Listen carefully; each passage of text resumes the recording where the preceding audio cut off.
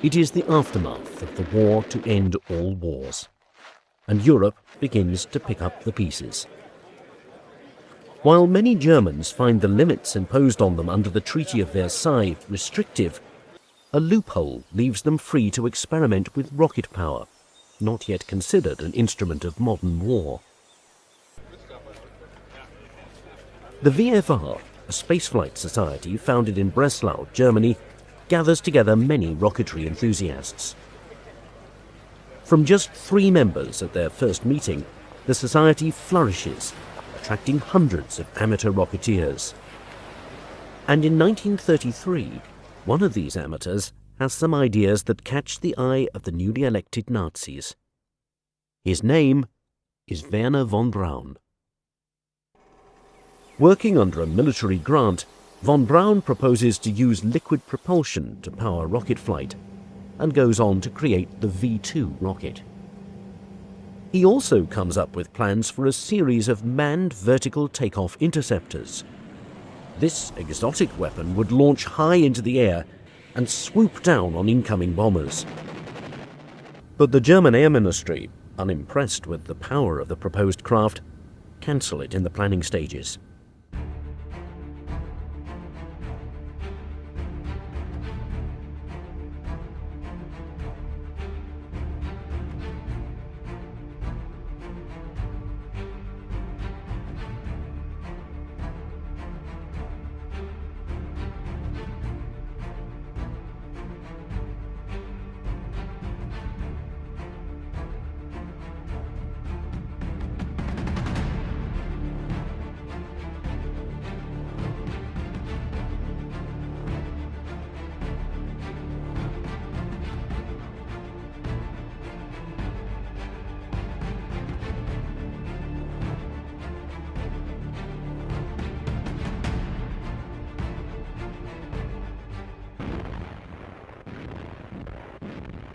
In 1941, Hitler's plan for an 11-month war has stretched into 2 years. The German Air Ministry has a new rocket-powered interceptor in development, one slightly more conventional than previous efforts. The Messerschmitt 163, the Comet. If you want a brief description of it, it's like flying a runaway train. Before design plans are even complete, General Oberst Ernst Udet orders 70 of these wonder planes into production. You could describe the Comet as a manned surface-to-air missile. It was not designed to fly long distances. It was designed to take off, climb very fast, shoot down bombers, come back down as fast as possible, land as safely as possible, which could be a neat trick, be refueled, reloaded, and then go up again. That was the theory. In practice, it proved rather more complicated than that. From the mind of Alexander Martin Lippisch, the Comet is a swept-wing design, but with a novel twist. There's no tail wing. Formerly the director of a glider research group, Lippisch understands the need to reduce total drag on a fast-moving aircraft. This he achieves through his tailless design. As he explains, birds have tails because birds fly slowly, but the Comet is meant to fly fast. The original designer of that family of aircraft, the flying wings, sort of the tailless aircraft, was Alexander Lippisch. I won't try to pronounce it, but Alexander Lippisch, great aerodynamicist, extremely brilliant gentleman, had done some work before the war on tailless aircraft. He was asked to develop something of a more military nature. Production of the prototype begins in 1941, under great secrecy.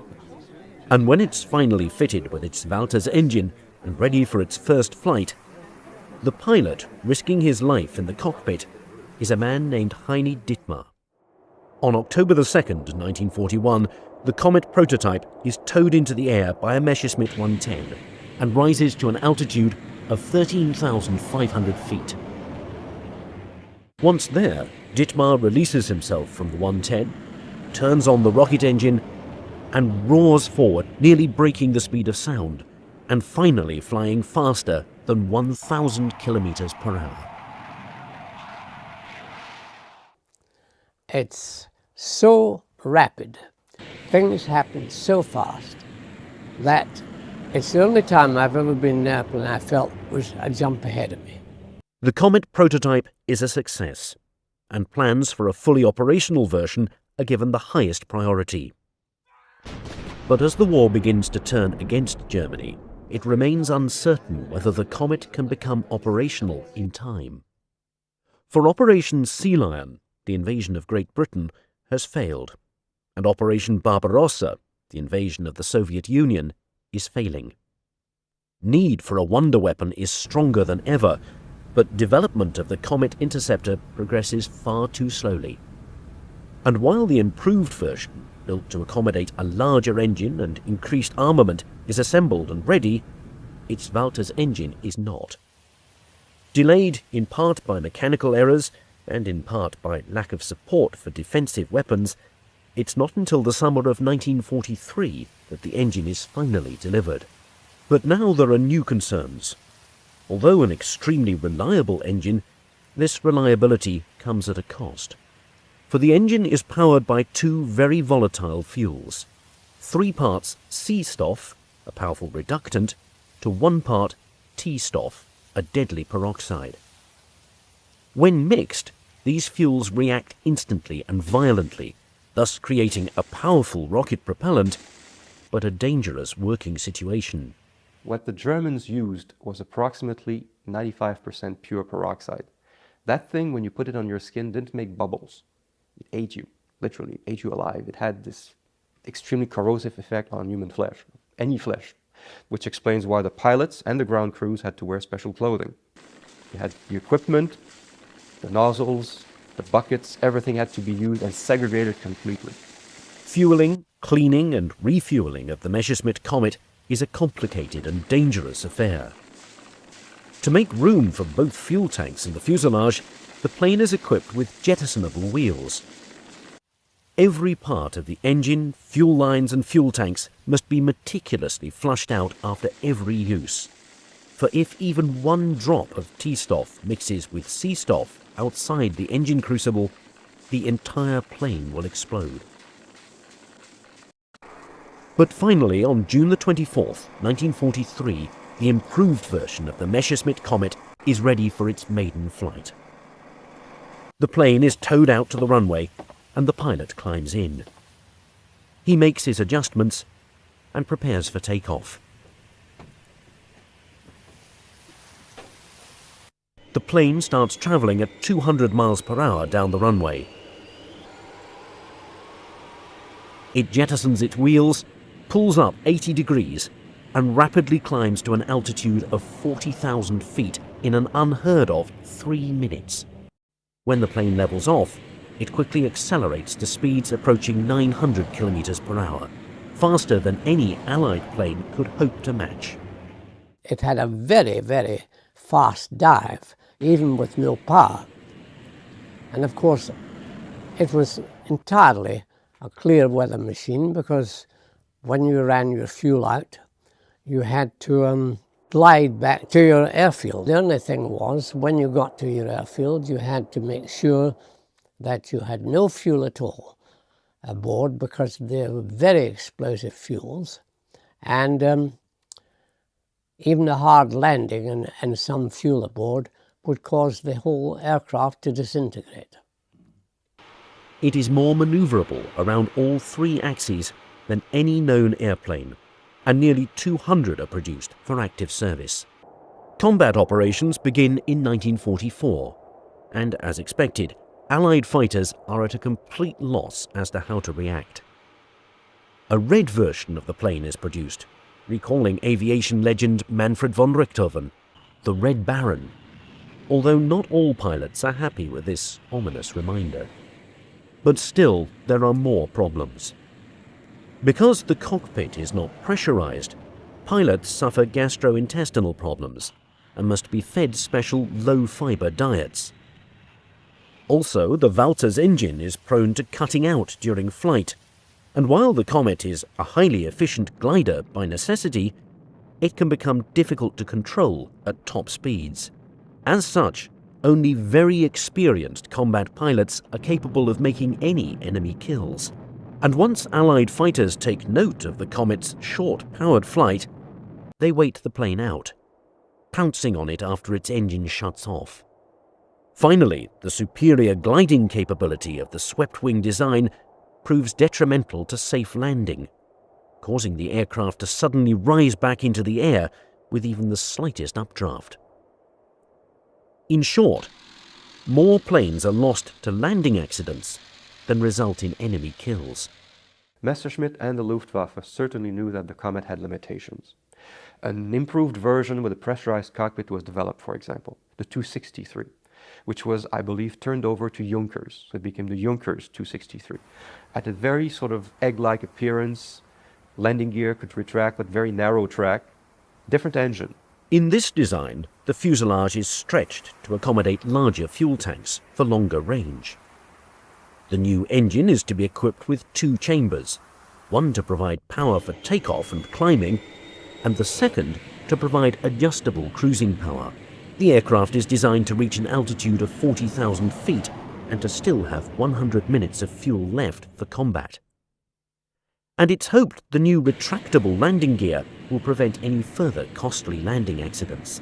Also, the pressurized cockpit, intended to eliminate pilot health concerns, is to be fitted with a bubble canopy to improve the pilot's rear view.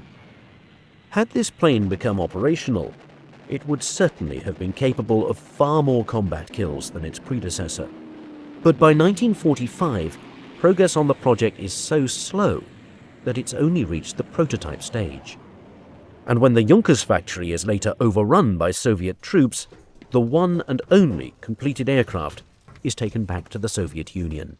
As a viable combat aircraft, its success was mixed.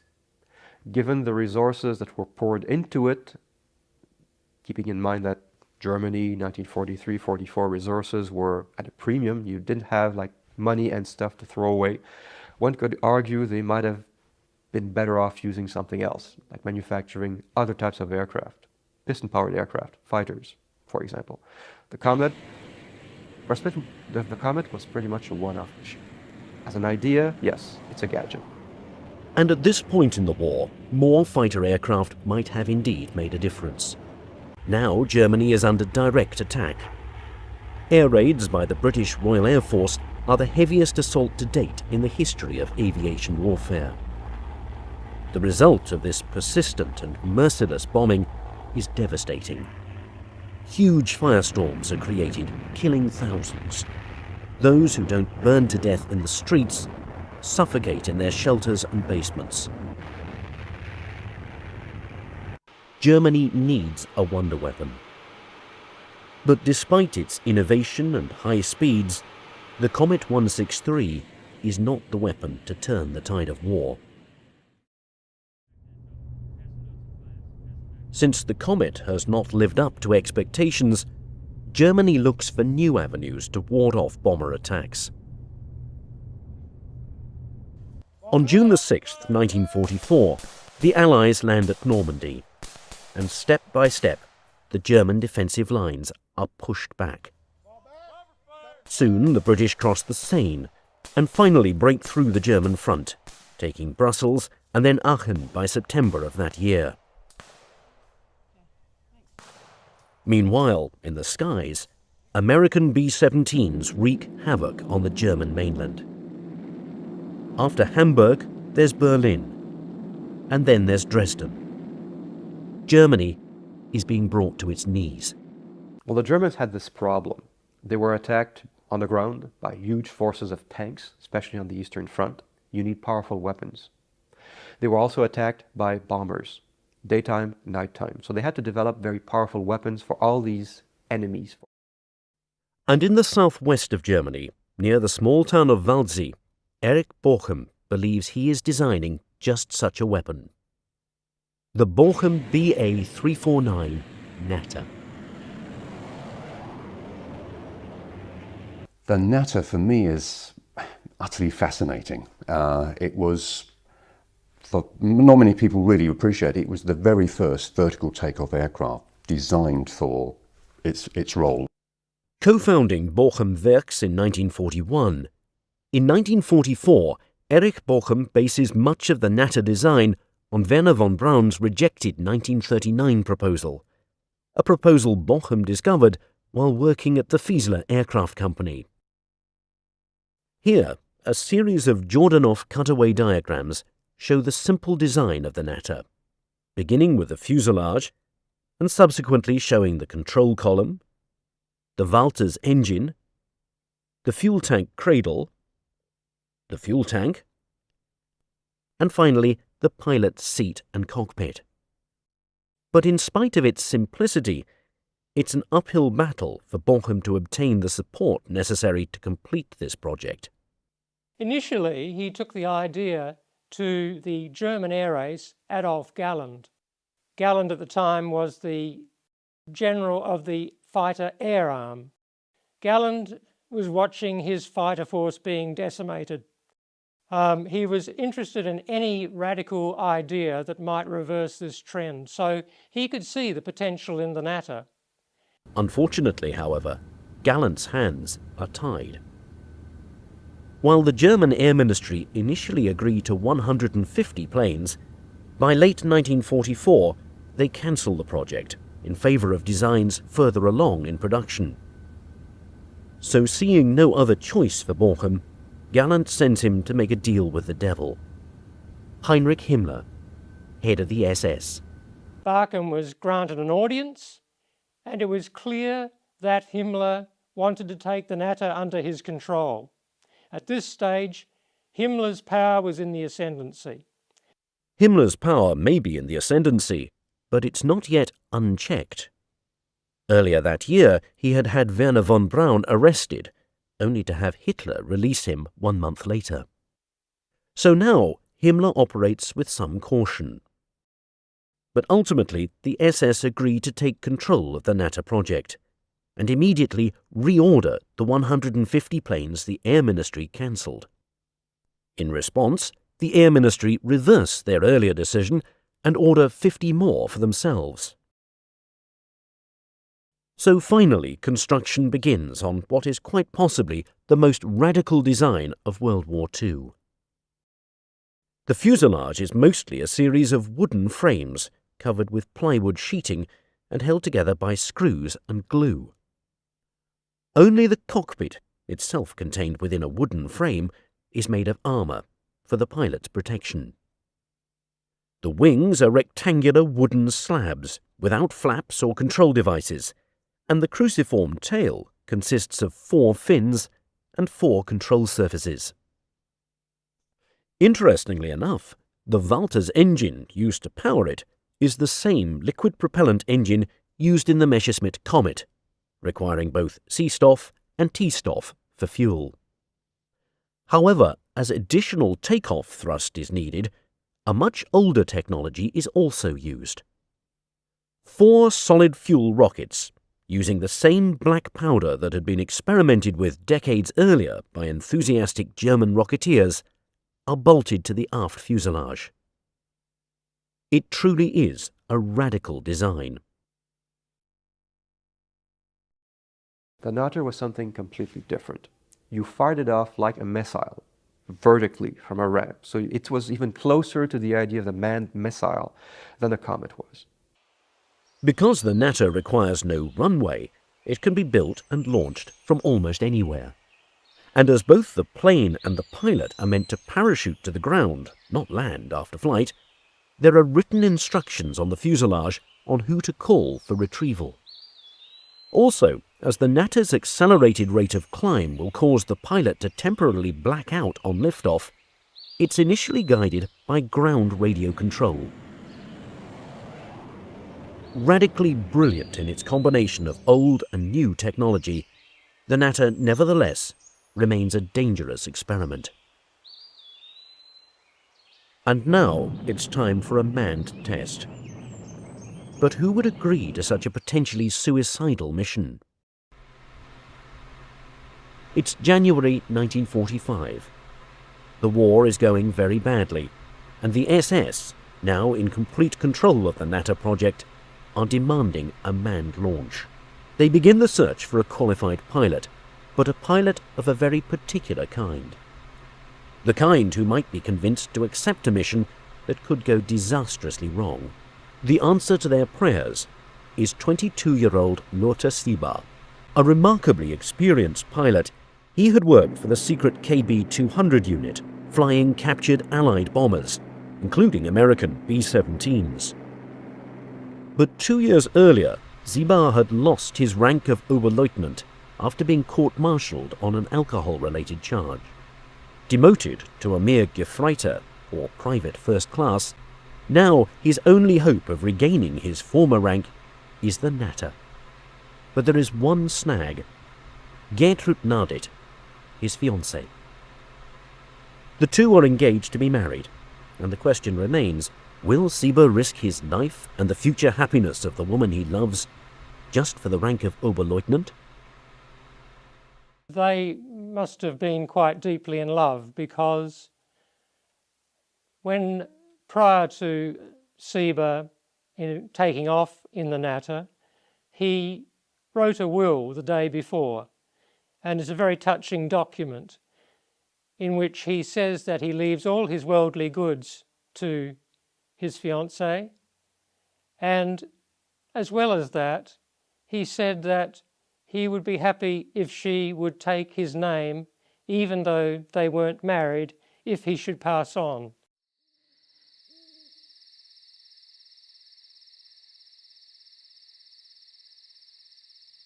So, on the same night he writes his last will and testament, he takes his wife-to-be to the launch site and tells her of his dream.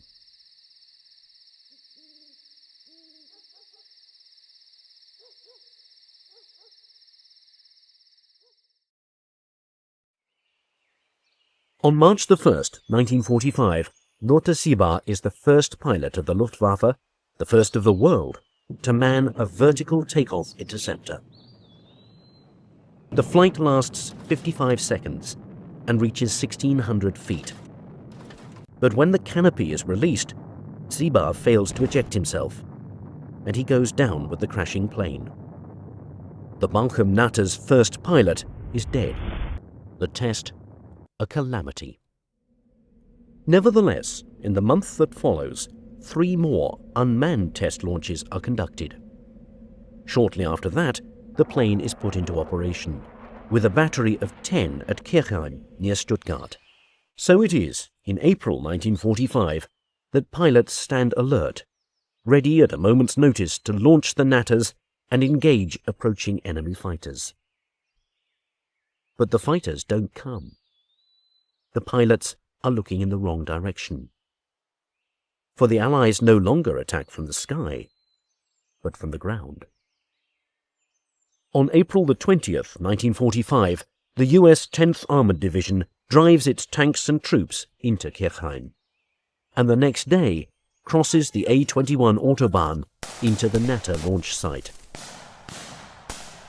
Fierce fighting ensues, but there are no Natter planes left for the Allies to capture. Under SS orders, they have all been destroyed. The first manned vertical takeoff interceptor never sees even 1 day of action.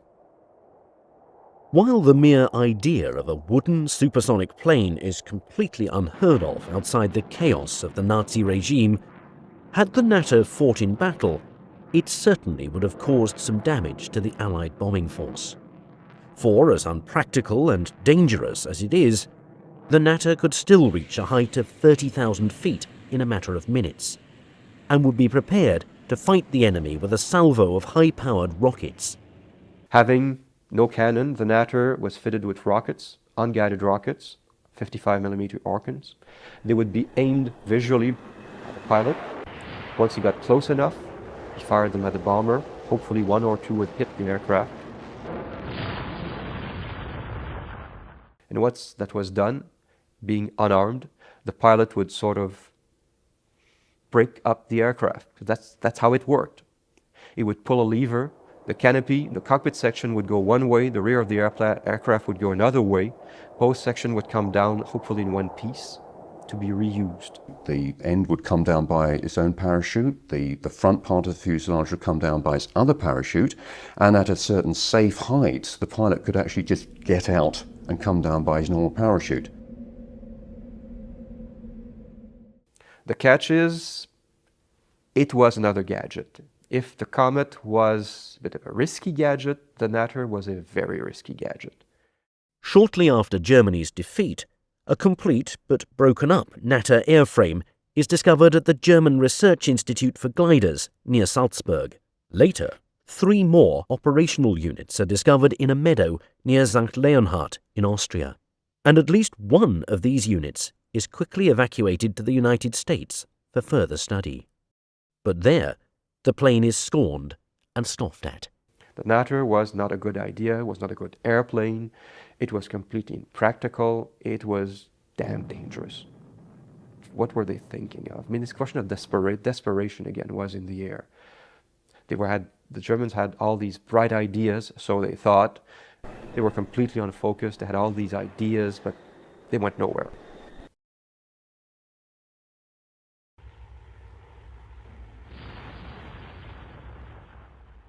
The last few months of the war, the Allies had such overwhelming firepower, control of the air. Whatever the Germans would have had, other than the atom bomb, wouldn't have had any effect at all. But is it really so easy to dismiss German ingenuity?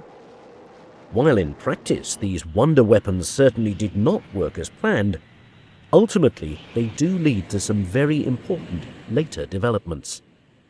The Natter for me is really the precursor in concept terms to the space shuttle. You can send something up, you can get it to do its job, and then it all comes down again and you can reuse it. For all their differences, both the Bachem Natter and the space shuttle have similarities. Both are monoplanes.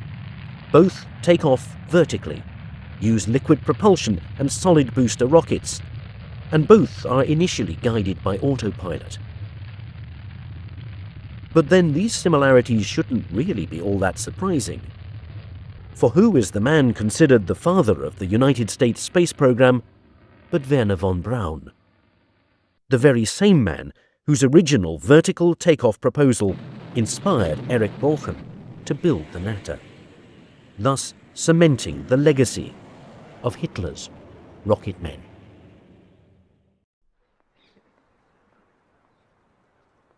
It is a historical discovery worth its weight in gold.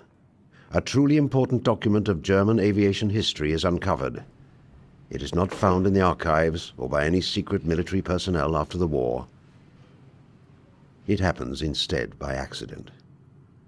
On an ordinary day for this factory worker, he discovers a sealed canister containing a drawing. It appears to be a blueprint for the design of an aircraft. On closer inspection, the document dates back to the mid-1920s. What it turns out to be are the workings of a deadly state-of-the-art bomber, illegal in Germany at that time. Its origins are inspired by this strangely designed plane. It may look backwards, but the logic behind the design is truly forward in thinking. It is one of the original tail-first, canard-designed planes, and the concept behind it demonstrates Germany's desire to be at aviation's vanguard. In the Ente, again the duck, late 20s, they had this design. Tail first, not really an airliner, but a few seats. The tail first design would allow you to triumph against the stall. The stall was very much a feared thing. You lose control, you crash. A canard, a tail first design, can say that if forward tail stalls, nose goes down, pick up speed, airplane stays in the air, all is well. The prototype flew around 1927-28, worked quite well. It is an unconventional design by an unconventional designer. Heinrich Fokker is hoping to remove one of the pilot's biggest concerns since the birth of aviation, the dreaded stall factor. Thus, the design is catching the attention of aviation enthusiasts from around the world. Innovative as the F-19 may be, it is not without its flaws. Eventually, it crashed. If you lose control of it at low level, it's deadly. And Mr. Wolf, the Wolf of the Fokker-Wulf, he's the one who died in the crash. With the death of their founder, and with military aircraft strictly forbidden in Germany, those at Fokker-Wulf are now at a fork in the road. Do they keep on developing canard technology for peaceful and, most importantly, legal purposes? or do they risk both the company's future and their freedom by turning it into a deadly weapon of force? In an extremely risky decision in the history of the company, the plan for the F-19 dramatically changes. Instead of being the originally planned sports plane, it is now going to be a deadly bomber, capable of causing tremendous havoc over Europe's skies. The man behind this madness is one of Germany's true engineering geniuses, Kurt Tank, who joins Focke-Wulf as a result of a company takeover. Being there every step of the way, he harnesses and perfects this technology into what becomes known as the Model 42. The source of funding for this ambitious project in an economically starved country is still unknown. However, there is one thing for certain. Germany's quest to rule the skies is something neither military defeat nor monetary limitation can stop. Tail-first design was developed for a number of reasons. If you have a canard configuration, you have a very thin nose because your engine is behind the pilot. You can technically, at least in theory, increase speed with the same amount of power, which is good for combat aircraft. Also, because you have a fairly thin nose, you can improve, to a certain extent, pilot visibility. When completed, this aircraft, powered by BMW's V12 engines and possessing a maximum speed of 200 miles an hour, is for Germany both her sword and shield. Any potential enemy will think twice about pushing around a Germany possessing an arsenal of aircraft carrying 20 200-pound bombs on board. More importantly, if Germany desires to reclaim her lost territories following the Treaty of Versailles, the Model 42 can put immense fear into both Europe's citizens and industries with its capability of causing enormous destruction. As testing rapidly advances, ironically, the rug is pulled from underneath them by neither pacifists nor neighboring European powers, but by the most militaristic regime in history. As Hitler's Nazi Party comes to power in 1933, the newly installed Chancellor's main interests are in maintaining and consolidating his power. An illegal aircraft project, if discovered, could be the end to his fragile rule. As a result, the project dies alongside German democracy. Although the Model 42's future is ended with the single stroke of a pen, the concept of canard technology lives on. Focke-Wulf obeys the government's decision, but at the same time rapidly develops what is known as short takeoff and landing technology. One of its crown jewels is the FW-61, the world's first fully controllable helicopter. Its creator, Professor Heinrich Fokkers, much like his German predecessors, symbolizes that an idea can never be defeated, no matter what obstacles it may face. Had this bomber plane been approved for production on a massive scale, one can only imagine what impact it would have had on the Second World War. It is one of the conflict's greatest what-ifs. In fighting both Britain and the Soviet Union, it might well have tipped the scale in favor of Germany. The Model 42 thus may have resulted in a soaring victory and changed dramatically the outcome of the war in Europe.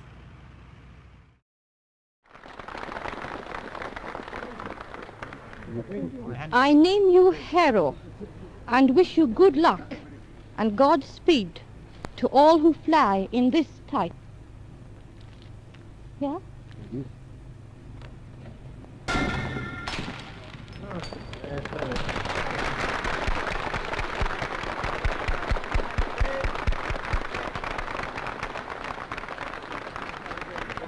Thank you very much. Despite the enthusiasm at Handley Page, the mood in England at this time is anything but cheerful. By 1937, the drums of war are beginning to be heard across the nation. Never has this been more evident than at these factories, where the Harrow is being introduced in an attempt to showcase Britain's military power. Unfortunately, it is technologically years behind the now cancelled Model 42. With $400 million being spent on aviation in a single year, the government assures its citizens that they have nothing to fear with this powerful weapon on their side. However, the question remains as to whether these bombers can stand up to the growing German threat. These fears are finally realized as Britain's cities are repeatedly bombed by the Luftwaffe, causing enormous destruction and loss of life. The Blitz has now focused the world's attention to what the bomber is capable of doing.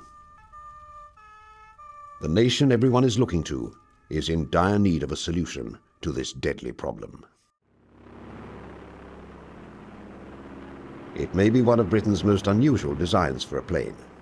At Miles Aircraft, this prototype, known as the Libellula, marks not only the resurrection of the canard design, but also exemplifies a company truly thinking outside the box.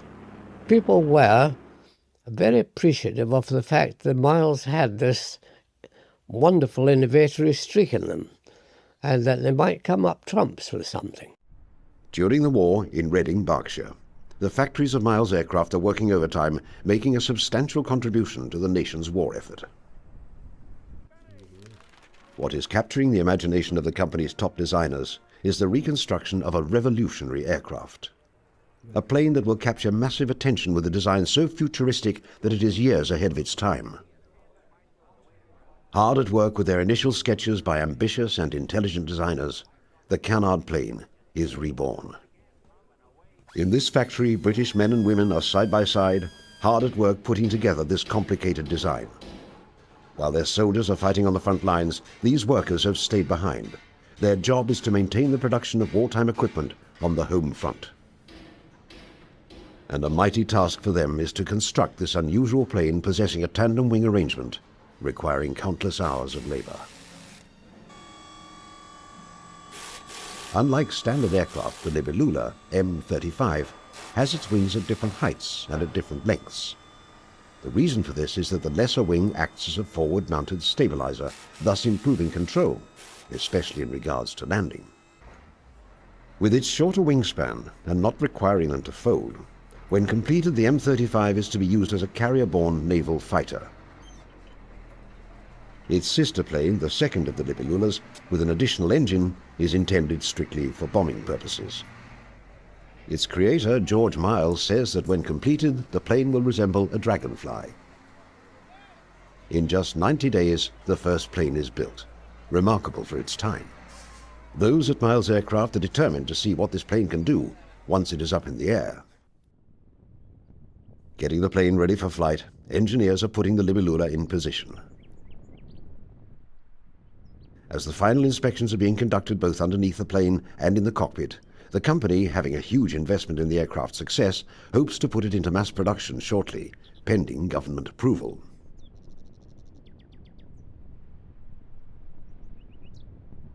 Possessing a tricycle landing gear, the intent is to achieve complete stability when landing. At the rear of the wings are the corresponding vertical and horizontal stabilizers and rudders.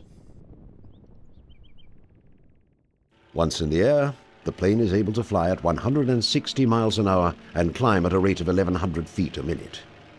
Its canard features lend the aircraft well to both high and low-speed flight. With all of its advantages, however, the Libellula is not without its drawbacks. So the Libellula, the problem was to control the aircraft for takeoff and landing. It had two sets of flaps with 5 settings for each set. So you had a potential 10 combinations. This was difficult because getting the right combination was one thing, because every time you changed the combination, it had some effect on the controllability of the aircraft. And it was really impractical. Complexity becomes its Achilles heel. And despite the optimism from those involved in both the flying and the making of the plane, the military situation at the time dictates that the Libellula must come in for a political landing. In many ways, it is surprising that both versions of the design never go into mass production. However, its fate, similar to that of the Model 42, rests not on the aspiration of its designers, but on external circumstances. Britain, now with the United States and the Soviet Union as allies, is turning the tide against the German war machine. As a result, the demand for the Libellula evaporates. With prospects for the canard design now looking all but dead, miraculously, it once again is resurrected. This time, however, it is not done by any European power. Instead, it is done across the Atlantic Ocean, in America, the birthplace of aviation. Here, the canard design is reincarnated. The United States, referred to by Japanese Admiral Yamamoto as the sleeping giant, has awakened. Having an industrial capacity second to none, geography is the country's greatest asset. A massive labor force working uninterrupted without fear of factories being bombed is Uncle Sam's greatest advantage. And aircraft production is no exception. In terms of quantity, the United States is the undisputed champion. No European nation can even come close to their rate of production. However, while the country leads in quantity, it is quality that one aircraft company aspires to excel at. But there was definitely a potential there. So Lockheed started to look at what kind of airplane could be designed around a turbine engine for high-performance aircraft. It is Lockheed who believes it has the jet-powered solution for the fighter. One of its most secret projects of the war is the L-133 prototype, which is tested to see if this new technology can be harnessed into something tangible for the United States military. Thus, the canard design, an important component of the project, rises from the ashes. At first, the Army Air Force show interest in the project. The emerging military-industrial complex, however, dictates the final decision, with it becoming a case of quality versus quantity that ultimately determines the project's future. They looked at it and sort of, well, this is all very interesting, but you have an engine that's a wee bit on the complicated side, and you're producing Hudsons for the Brits, Lightnings for us, you're producing light transport aircraft, and in some cases, like Lightning, for example, your deliveries are good, but may not be quite as good as we would like them to be. And you want to get involved in the design of a new type of engine and a new type of aircraft. Please slow down. Our enthusiasm is not necessarily there. With war raging on in both Europe and the Pacific, a policy of producing what is known and reliable is enacted. Every second must be accounted for. With the possibility of the model not functioning properly, precious time must not be spent testing the unknown. Thus, the L-133 becomes, much like the Model 42 and the Libellula, an aircraft whose potential remained unfulfilled. There is no doubting, however, with its state-of-the-art technology, the development of the L-133 would have brought canard technology to a new level. It is the right place, just not the right time for Lockheed. To the employees at Curtiss-Wright and canard enthusiasts, deliverance has arrived with the XP-55, known as the Ascender. With the main wings located at the tail end of the fuselage, it is certain to attract attention due to its unique design.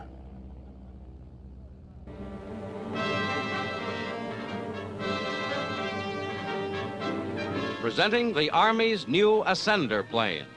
With its elevator controls in the nose and its motor and propeller in the rear, this push-propelled fighter reverses conventional airplane design. Developed experimentally as the XP-55, the new plane gives forward vision for the pilot and a clear path for his gunfire. In action, the darting tail-first Ascender seems to fly backwards.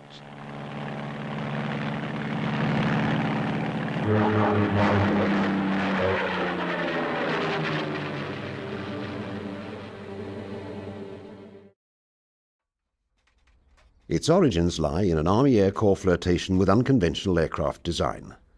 And nothing defines the unconventional like the tail-first plane. Despite a policy of turning out proven aircraft on a massive scale, there is some room for experimenting. Originally intended as a design to be powered by Pratt & Whitney liquid-cooled H engines, it is perhaps the best chance canard technology has of becoming more than just a blueprint or a workable prototype. Mass-scale production is the ultimate goal of its enthusiasts. After extensive testing, it appears that the Ascender is the best hope in achieving this goal.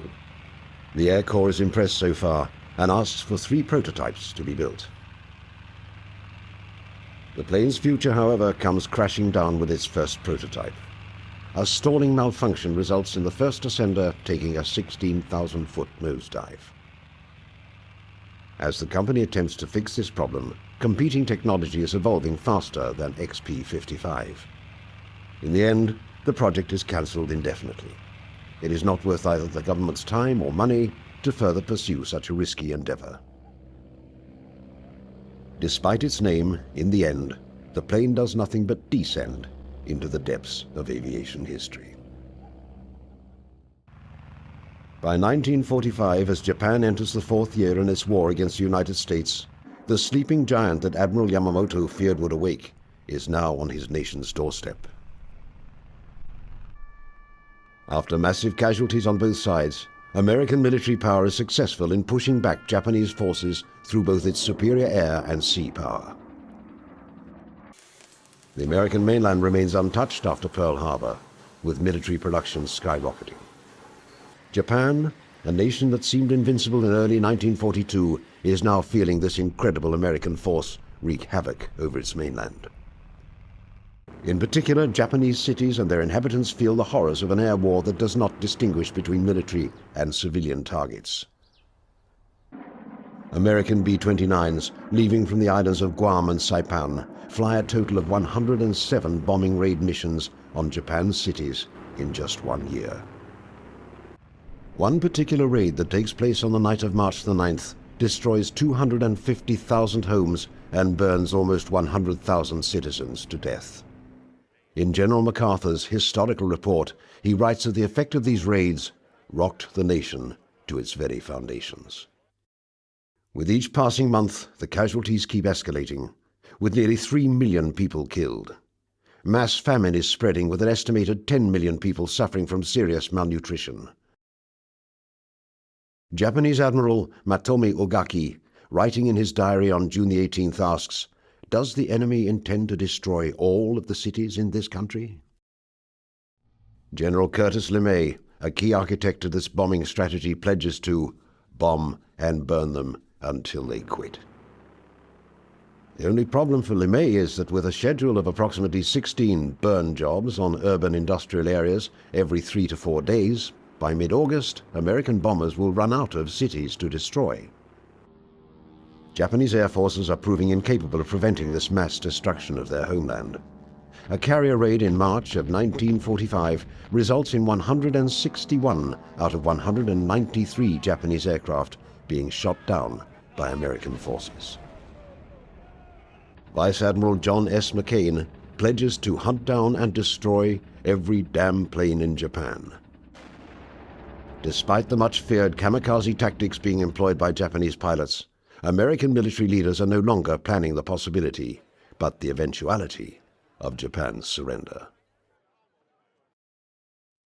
The maps being used by both the Joint Chiefs of Staff and the President show that whether it is through a ground force invasion or through the dropping of an atomic bomb, Japan is a nation on the brink of defeat.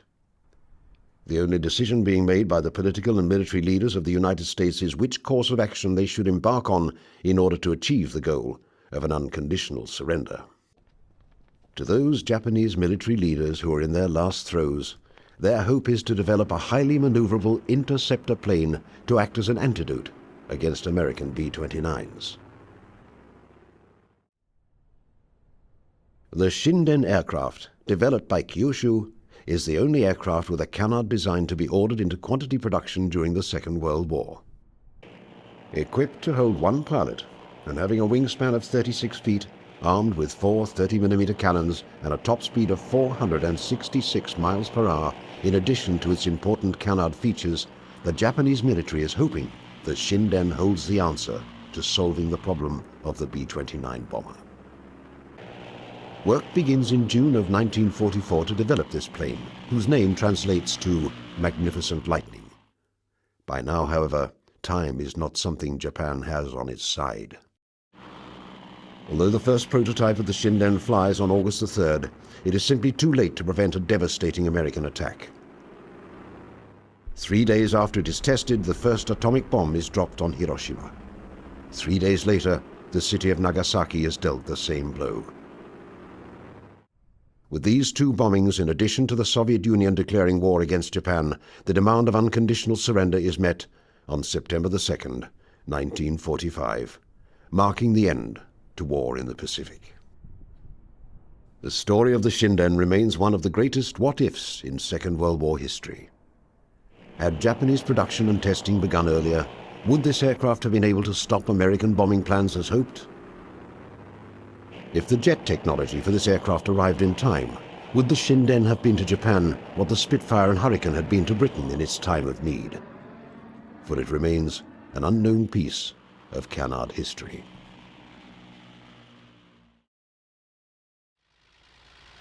The canard design, with its origins dating back to the Wright brothers and their first flight of 1903, is a story of aviation constantly having to overcome the barriers and obstacles put in its way. It is a story of emerging and innovative technology locking horns with the politics of its time.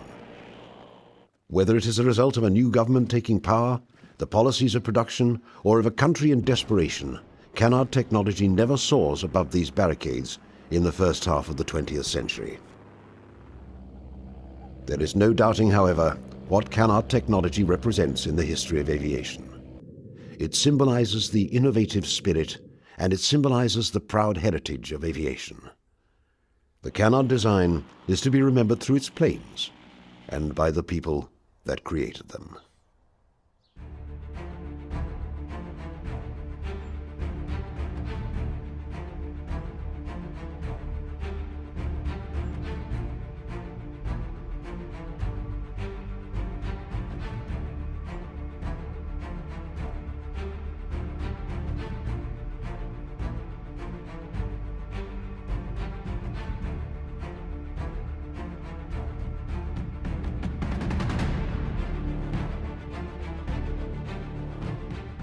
During the early stages of the Cold War, and before the advent of guided missiles, the West had to rely heavily upon jet-powered fighters to ward off Soviet bombers. For some time, the only effective armament for these fighters were barrages of unguided missiles. One of the changes that took place in the 1950s involved air-to-air weapons. It had been traditional until then that combat airplanes would carry machine guns or cannons. And everyone knew and everyone said that fighters need guns, except when they didn't say that. And they didn't say that when they were talking about defending the United States against bomber attack. They designed several types of interceptors that used partly or entirely unguided air-to-air rocket projectiles. At first, each interceptor would just have one opportunity to fire in a gunshot approach with a weapon from a bygone war. The B-29 was more expensive to develop than the atom bomb. It was so complex to build that some manufacturers are said to have taken on other projects just to avoid being selected to assemble this most advanced flying machine. Even Boeing didn't really want the task of building their own creation. In the end, the Army Air Force took over much of the management, although Boeing, Bell and Martin still had to deliver. The B-29 was cloaked in secrecy throughout its early development.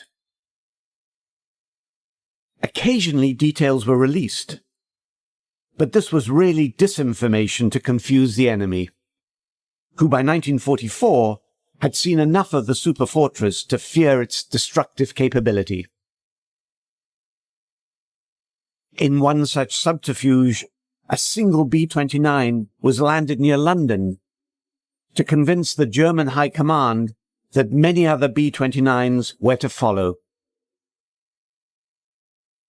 The result was that Germany took extensive precautions to counter the superfortress, although none were necessary as the United States never planned to attack Germany with B-29s. The war against the Japanese Empire was a very different matter. Japan was the target that the superfortress was conceived and built to attack. Rushed into service, many early B-29s flew over Japan with technical problems, particularly with engines overheating. One safe haven for a damaged and struggling superfortress was the Soviet port of Vladivostok. At this time, Russia was not a combatant with Japan. In fact, it was technically a neutral power that could not give support to either the United States or Japan. At least 3 B-29s were forced to land in Vladivostok. They were promptly seized, repaired, and flown to Moscow. Just before the Japanese surrendered, Russia declared war on Japan, which made them a US ally in the Pacific. But Russia still refused to return the 3 B-29s. American wisdom was that a superfortress would be technically too sophisticated for Soviet engineers to replicate. And that view prevailed for several years, even as the Soviet relationship deteriorated from ally to enemy. However, in 1947, at Moscow's annual Aviation Day parade, 3 B-29s appeared overhead. At first, Western observers assumed they were American, but opinion quickly changed when a fourth identical aircraft appeared. Soviet engineers had obviously developed a clone. This was bad news on the aviation front, but worse still was the knowledge that the Soviets had for some time breached Western security and had gained access to atomic secrets. The Los Alamos project alone had at least 3 Soviet spies in its workforce. In August 1949, the Soviets, in an exercise known as First Lightning, detonated their first atomic bomb. The news shocked the West. Soviet possession of the atom bomb and the means to deliver it demanded an effective response. However, most Western air forces at the time were still flying fighters from World War II. Anticipating the nuclear threat, in 1946 a new air defense command had been formed for the aerial protection of the continental United States. At first, the ADC had to rely upon a stalwart Second World War night fighter, the Northrop P-61 Black Widow. The aircraft offered some radar capability, long-range and all-weather endurance, but most important of all, it was available. Later, an unusual derivative of the successful P-51 Mustang, the P-82 Twin Mustang, was pressed into service. The original P-82 was envisioned as an escort fighter. It was fitted with radar and served as an ADC interceptor. However, neither of these aircraft had the speed of a jet, and they relied upon machine guns or cannons, neither of which were likely to be very effective against a B-29, wherever it was built. Having designed the superfortress in the first place, the US knew only too well its defensive capability. The task of successfully downing a B-29 had been given to German engineers some years earlier, when the Nazi hierarchy were tricked into believing that superfortresses would be used over Germany. The Wehrmacht's answer came in the form of the A4M rocket. The rocket had been developed from an artillery missile of slightly less than 3 inches diameter and had 8 folding fins. These would be fired in a salvo at an oncoming American bomber. The salvo approach was necessary because the rockets lacked accuracy.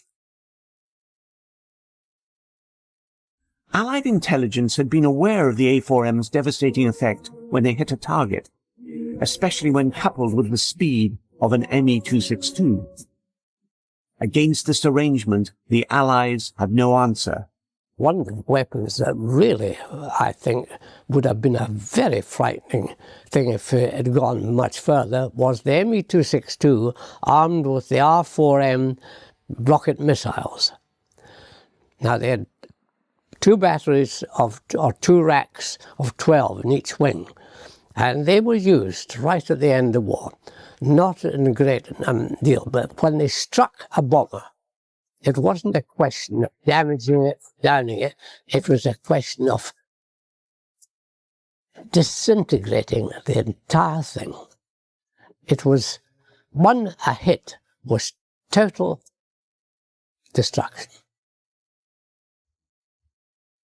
The technology was really quite basic. In the 262's case, the launch platforms were basically carved out of wood. Other German interceptors using the A4M were fired from a simple metal tube nicknamed the stovepipe. Apart from the A4M's motor, the only other technology it employed was its folding fins, which snapped open after launch. FW-190s and Me-262s were adapted to use Germany's new rocket defense. However, there was one aircraft that was built around the A4M, extremely ambitious and reflecting the desperate state of the Third Reich. The Bachem Natter's sole reason for existence was to deliver the deadly folding fin rocket. The Natter used a chemical-driven Walter rocket as its main motor. 4 solid-fueled rocket power plants aided its vertical takeoff. Bachem's design only flew on one occasion and killed its young pilot in the process. But knowing of its deadly potential, Allied ground troops were to prioritize the capture of anything to do with the A4M. Fast forward to 1949. NATO gives Russia's clone nuclear bomber the codename Bull. By this time, some of America's first-generation Air Defense Command jets were close to delivery. Many of them were developed for use with 2 valuable assets that would help reduce the Soviet threat. Firstly, the US had improved on the A4M concept with the introduction of a 4-finned, 2.75-inch rocket that would ultimately be named Mighty Mouse, after the popular cartoon character of the time. Quite a few of the aircraft projects in the 1950s did away with the gun. It was thought the gun, and in other words, close-in fighting was no longer required. It would be air-to-air missiles. But you can only carry a small number of missiles at the time. And so an alternative to the gun was the unguided rocket. In America, the version was known as the Mighty Mouse. Airborne radar was also coming of age. First employed at the end of World War II, it was now ready for use in conjunction with ground radar. Radar was particularly important when employing fighters known as interceptors, as they are required to fly at night and in all weather conditions. In 1945, the US Army Air Force was preparing to enter the jet age and had asked for submissions for a jet-powered night fighter to replace the propeller-driven aircraft it then had in service. A serious contender for this contract was the Nighthawk, a 4-engined dual-seat interceptor from the Curtiss-Wright Company. The Nighthawk's failure to perform in flight tests in 1948 led to the demise of the Curtiss-Wright Company. Instead, Air Defense Command chose a contender from Northrop. The F-89 Scorpion had 2 engines for safety and dual seats, one for a dedicated radar operator. The Scorpion was to be equipped with cannons because Mighty Mouse was not yet available. Delays in delivery of the F-89s had the advantage of enabling them all to be fitted with folding fin rockets. In fact, the Scorpion could carry 102 of the rockets. The F-89, which was quite an interesting aircraft with big rocket pods out on the end of the wing, and pretty heavy aircraft, but the usual case that we've done in so many of our aircraft, by the time we get through hanging things on them, they're all underpowered. and the F-89 didn't last long, but it was one of the airplanes in the air defense development that took place as we moved into the Cold War time frame and our expectations that we might have to fight Russia. However, late delivery of the F-89s at this very sensitive time in history led Air Defense Command to order 2 other interceptors as immediate backup. Lockheed calculated that they could convert the T-33 trainer to a 2-seat interceptor using up to 75% of the Tu-33's parts, a major saving in money, and more importantly, time. ADC was very impressed, as the first flight of the XF-94 was made just 3 months after the contract was signed. The latest C version of the Starfire carried Mighty Mouse rockets, just as they were starting to become available. The second backup for the Scorpion was a North American aviation project. The company's F-86 Sabre had been a major step forward in fighter design, but it was primarily a dogfighter, not an interceptor. But North American believed that the basic frame could be converted into the interceptor role. In the event, only about 25% of the original F-86 parts were used to make the F-86D or Sabre dog. Nevertheless, their unit cost was around 1/3 of the twin-engine Scorpion. Nearly all the 2,800 F-86Ds that rolled out of North American's plant were armed with the Mighty Mouse rocket. Like the Nazis' Bachem Natter Interceptor rocket, it existed solely for the purpose of delivering 2.75-inch folding fin rockets. The F-86D didn't have any guns. The F-86D Sabre carried a tray of these rockets under the pilot. The tray had to be extended, then the rockets could be fired.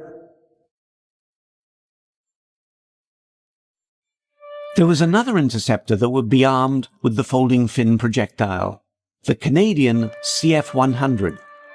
We had 2 rocket pods, 29 rockets each. And so there's 58 total, and it was a one-shot effort. So when you were into a bomber stream and locked onto the bomber, you would fire these things off, and it was essentially a shotgun type approach. You're bound to hit something. One rocket would do the job. Canada's Arctic region required an all-weather aircraft.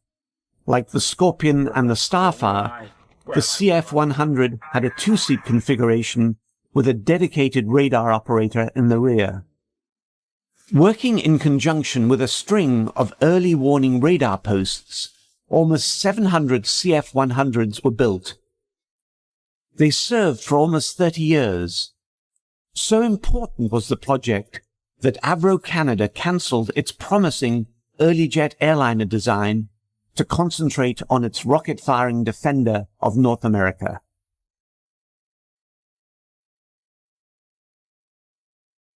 Eventually, Mighty Mouse rockets were superseded by supersonic surface-to-air missiles like the Boeing Bomach. Army Nike shorter-range anti-aircraft missiles took over much of the air defense role in the mid to late 50s. Air Defense Command did retain the use of some Mighty Mouse rockets on its new generation interceptor, the F-102 Dagger, but only as support for the Falcon-guided missile, which was the Dagger's primary weapon.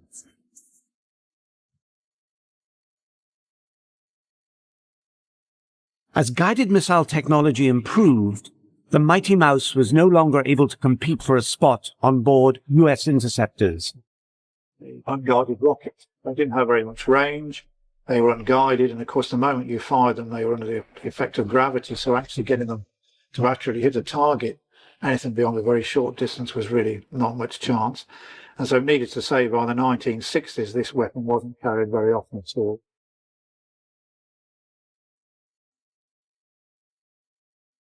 During the Vietnam War, the 2.75-inch rocket was paired with armed helicopters, and it was reborn as a ground attack weapon.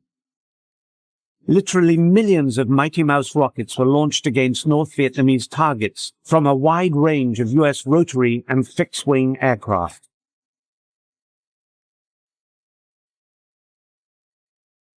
Specialized warheads could be fitted onto the rockets depending on their intended end use, be it anti-personnel, anti-tank, or basic target marking. During the Gulf War, the Apache helicopters that opened the air campaign by destroying 2 Iraqi radar sites with Hellfire missiles also carried Hydra 70 rockets, the modern-day incarnation of the Mighty Mouse. The folding fin rocket was born out of the Reich's desperate need to stop the flow of Allied bombers devastating its territory.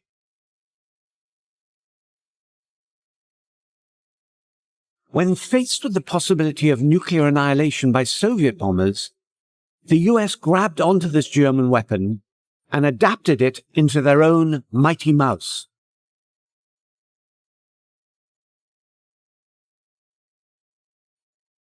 Those surface-to-air missiles and air-to-air missiles would relieve the Mighty Mouse of its intended mission of knocking down Soviet bombers, the folding fin rocket would find new life as a ground attack weapon, a mission it still carries out to this day.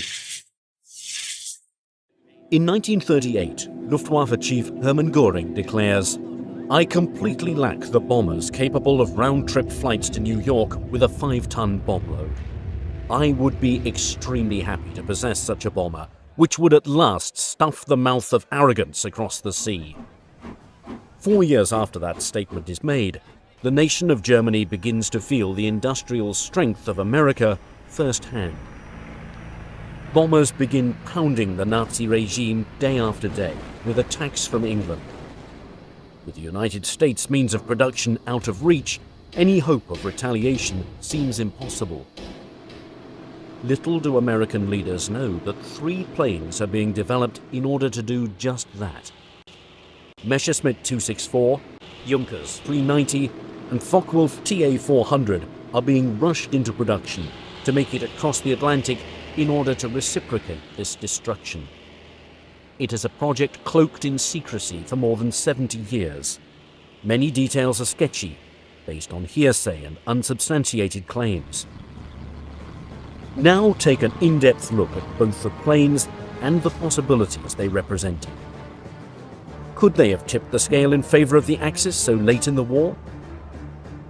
Could they have actually made it across the ocean and back without refueling?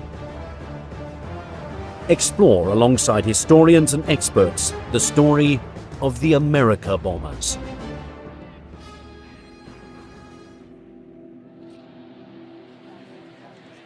On December the 11th, 1941, Hitler declares war against the United States of America. Ever since the Second World War has begun, the 2 nations have been battling it out unofficially in the Atlantic Ocean. Hitler probably declares war on the United States because there's already an undeclared war going on against the United States of America. In the North Atlantic, with U.S. destroyers, U-boats. So he may think it's simply inevitable. But whether he thinks it's inevitable or not, it probably wasn't. And it's a terrible mistake on his part. We came in the war because of the Japanese, because of Hitler's stupid agreement with the Japanese. And he lived up to his agreement, but it really did cost him the war. You know, if he'd never made the alliance with Japan, you know, we might be doing this interview in German. Before Pearl Harbor, America supplies the Allies with war materials, causing its ships and German U-boats to clash as a result. It is quite clear that the United States had broken their neutrality at least 6 months before Pearl Harbor by assisting the British in getting the convoys from the United States to Britain safely and without being attacked by German submarines. So there was actually this warlike activity already in existence between American destroyers and German submarines without there being a public state of war.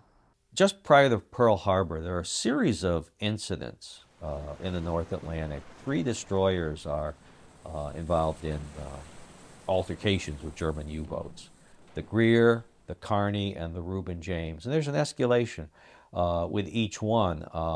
And with the Carney, it's merely an exchange of fire. There's a torpedo fired at the rear after a U.S. plane takes a shot at the submarine. With the Carney, the ship is actually hit with a loss of U.S. life. And with the Reuben James, that is sunk. And Roosevelt points to this as a reason for increased vigilance and activity against the Nazis. And it's a question of who fires first and all that. For Hitler, the decision is an easy one. The United States will no longer be considered neutral. The gloves can finally come off. Its shipping capabilities are now fair game for German submarines. Once victory is declared over the Soviet Union, America and Britain will sue for peace. That is the Nazi plan. In less than a year, however, the exact opposite happens. Fighting against both Japan and Germany, the arsenal of democracy only grows stronger. The Americans again had the resources, they had the industry, they had the time, and this huge industry that could produce trainers, fighters, light bombers, medium bombers, heavy bombers, patrol bombers, any type of aircraft you can think of, and the tanks, and the trucks, and produce the gasoline, and the munitions, and everything else, and the ships. Huge navy. They could do all of that at the same time. The Germans couldn't. Factories begin turning out a plane every 5 minutes and a ship every day. American factories were in 24/7 production by the end of 1942, and in 43 and 44 not only armed one of the largest militaries in the world, but armed our allies as well, the British, the Soviet Union. In the course of the war, we gave somewhere around 50,000 trucks to the Soviet Union, 15,000 tanks, 7,000 aircraft. The United States has a unique advantage due to its geography. It does not have to worry about planes bombing their factories. It can go on producing at an unprecedented level. America never really gets out of the Great Depression until World War II comes along. The unemployment figures were as high as 14–17% in the late 1930s, and they really don't start to drop until America becomes the arsenal of democracy, supplying Britain and the Allies and shipping literally billions of dollars overseas. The Lend-Lease program ultimately is $50 billion by itself, which in the dollars of today is about $800 billion, a tremendous stimulus package for the American economy. They were delivering huge numbers of aircraft and tanks and vehicles, trucks, etc. to the British and the Canadians and the Australians, etc. So they were a major producer of weapons for the Allies. And having two oceans protecting its civilian population, the American people are confident that they're providing materials that will shift the balance of power away from the Axis. Economists say the natural resources of the United Nations are greater, but the capacity of the Axis to turn what resources they have into weapons of war is tremendous. They have the mighty Krupp munitions works. We have Birmingham. They have Skoda. We have Delaware. They have factories like this in occupied France. England has Vickers. They seized the steel mills of Luxembourg. We have Pittsburgh. They have great factories to turn out Heinkels, Messerschmitts, Dorniers. We turn out flying Fortresses, P-38s, P-40s, Aerocobras, Tomahawks, many others. Romanian oil drives their planes and tanks. Oil from the fields of Oklahoma, Texas, and California will drive our planes and tanks. For German leaders, the United States poses a serious dilemma. With more than 5,000 miles separating the two countries, no existing German aircraft can even come close to reaching America's east coast. In early 1942, the only strategy available to Nazi war planners is unrestricted submarine warfare. One of the most successful weapons that the Nazis had was the U-boat fleet, the U-boat service, the Kriegsmarine, which is essentially, by the end of the war, a U-boat navy. They were in 1942. They were wildly successful. It looked like they were going to just win the war just by sinking everything in the Atlantic. A plan known as Operation Drumbeat begins with U-boats torpedoing America's shores, sinking millions of tons of shipping. Well, the Americans, of course, were very much surprised by the immediate reaction of, or action, not action by German submarines after the war has been declared by Germany. Germany at that particular time sent a group of submarines over to the American coast, and America was totally unprepared for that kind of assault. And the German submarines over there found absolutely no opposition whatsoever, and it was partly a Turkish shoot for them. The ships were illuminated; they were not in convoys. The cities were not blacked out, so it was partly for them almost a peacetime-like exercise they did, and of course they were very, very successful in doing so, and put America into a state of shock from which it took them many, many months to recover. Operation Drumbeat, or Paukenschlag in the original German, was the first U-boat offensive against the east coast of the United States. And to say that it was a happy time for the U-boats and their crews is understating the case considerably. And in fact, many of them did look back on it as those who survived the war look back on 1942 as just kind of a happy hunting time. It takes all modern nations some time to gear up into a war posture, and it might take democracies longer than dictatorships, and it might take our fractious and argumentative democracy in America even longer than some. And certainly the Japanese bombed Pearl Harbor in December of 1941, and we were at war a couple of days later, but it's not to say we took it with the seriousness that it deserved. And something as simple as blacking out cities on the East Coast was policies and procedures would have to be drawn up. It's not simply a case of everyone in New York turning out their lights at the same time. Now, with illuminated cities along the East Coast, every single American transport which sailed from harbor was nicely silhouetted against a bright background of lights. And U-boat and submarine commanders just could not have had a juicier or more lucrative target. And these experienced crews took advantage of it, sinking somewhere around 2 million tons of shipping in 1942. Caught off guard, it takes time for American war planners to augment their strategy in dealing with this submarine menace. Through the use of a convoy system, as well as ordering mandatory blackouts, Operation Drumbeat fades away. The turning point can be placed at early 1943, in May, I think, when we lost about 40 boats in 1 month or something like that. By 1943, materials and supplies begin reaching Britain with little interruption. Once on English soil, their impact is felt immediately. B-17 flying fortresses and B-24 Liberators begin flying over the heart of Germany. Alongside British planes, the fatherland is bombed mercilessly.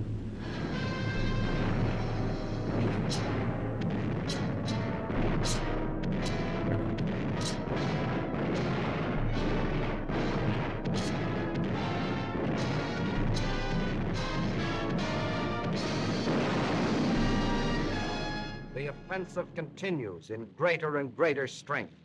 Well, certainly German industries took a pounding. German civilians took a pounding. Winston Churchill probably put it best when he once said that the air effort was dehousing the German people, destroying their living quarters one building at a time. Cities are turned into rubble. And with Soviet victories on the Eastern Front, the Allied powers begin closing in on the Axis. Hitler, seeing the destruction firsthand, is outraged at these bombings. However, with his U-boats neutralized and the United States out of reach, there's little Nazi generals can do to fight back against the American war machine.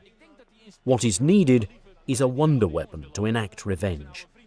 Beginning as early as the interwar period, German war planners study a hypothetical attack on the United States. Dornberger, assisted by Werner von Braun, had been thinking about some kind of a rocket-propelled weapon that could attack the United States as far back as 1937. There was a weapon that they were designing called variously either the New York bomb or the American rocket. It had an interesting intent. They would take a massive, massive booster rocket, put a V2 at the top of it, fire it off, and the V2 would eventually attain speeds of 6,000 miles an hour, which meant that it could cross the Atlantic in something like 40 minutes. It could strike New York, it could strike Washington, it could strike Boston. Of course, you can never laugh these things off because the Germans were so innovative that sometimes they achieved things which to many minds were quite impossible. The Germans were never able to launch any sort of attack on the continental United States. That's not to say they didn't talk about it, they didn't plan on doing it, and they didn't drop various schemes for doing it, some relatively realistic and some much more fanciful. Many concepts are examined and many are rejected due to their technological limitations. There was the notion, for example, of launching a V-1, the so-called buzz bomb, in some ways the distant ancestor of our modern cruise missile, of launching a V-1 from a ramp on the deck of a U-boat that had surfaced off of the American coast. Now, of course, the problem of getting a German U-boat to the American coast with a large ramp and a buzz bomb on top of it was never really dealt with. Some of these ideas even border on the realm of a science fiction novel. Likewise, there was a plan for towing a V-2. Now, the V-2 being the not-so-distant ancestor of the post-World War II intercontinental ballistic missile, of taking a V-2, encasing it in its own missile launcher, and then putting it into position on the back of a U-boat. The launcher would swing into a vertical position, that is a launch position, and thus then launch the weapon against an American city, presumably New York, and presumably Manhattan. Now, the problems with such a plan, of course, include getting, once again, that V-2 over the Atlantic Ocean, crawling with U.S. naval vessels of various shapes and sizes, not to mention our own submarine fleet, and doing so while trailing an extremely heavy and extremely obvious 118-foot-long canister without being detected. The most realistic and achievable weapon is a long-range bomber. In 1939, things in Europe were not going too well, and war clouds were beginning to erupt. It was then that Hitler realized, and some of the hierarchy in the Luftwaffe realized, that they may need something that could fly a little bit further than what they originally conceived. So they put out a specification to try and get a bomber that might reach the United States. Attacking the American East Coast with raids the same way the B-17 is attacking the fatherland. The Germans were very intent on finding some way that they could strike the United States by air. Besides having worked on rocketry, they were also developing a bomber. So the Germans realized that at one point, if you wanted to stop or at least put a brake on the production effort in the US, you would have to put some threat over their heads. The only way to do that would be to bomb them. Unfortunately for the Nazis, it's a goal that's difficult at best. For a plan like this to work, it must reach America and back without refueling. The problem that the Germans faced in building a long-range bomber is long-range. It had to go across the Atlantic, bomb New York City, maybe a little slack time there in case they ran into some fighters or something, and then it had to turn around nonstop without landing and fly back to Norway or the west coast of France, which this is a long trip, and nobody does this today. Your 747 doesn't do this today. They'll land in Europe or in England and refuel and check the plane out. They couldn't do this. The Germans couldn't do this. They had no way to land. So if you're going to do this in a round-trip fashion, you have to have a truly intercontinental bomber. And this is something the United States didn't have until the B-36, which was 1949-1950.